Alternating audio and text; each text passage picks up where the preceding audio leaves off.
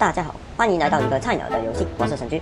今天我来到了学校，降落在了楼顶，落地一个4倍镜，一把 M24，已然具备了攻击对面那些家伙的条件了。我对准一个就是一枪，他不甘心的趴了下来，另外一个也快出来吧，我打，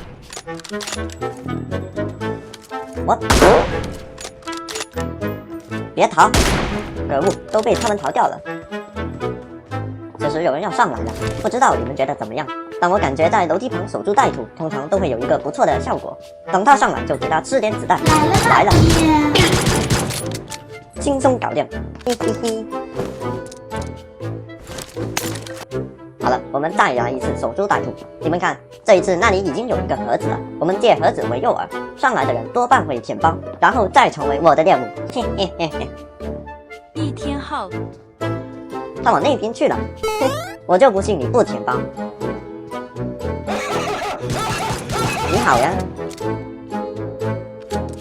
还好，求生欲挺强嘛。怎么打不中？这该死的铁栏！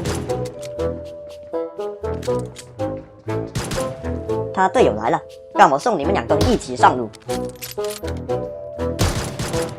我残血了，来不及补掉他们，好像有人来了，快疗伤！诶，他们被淘汰了。但听脚步，又是一支小队，人好像有点多呢。此时我已经没有子弹了，是时候拿出我的厨艺本事了。冲！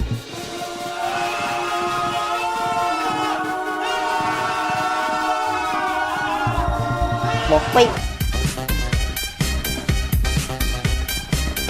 别逃！击倒一个！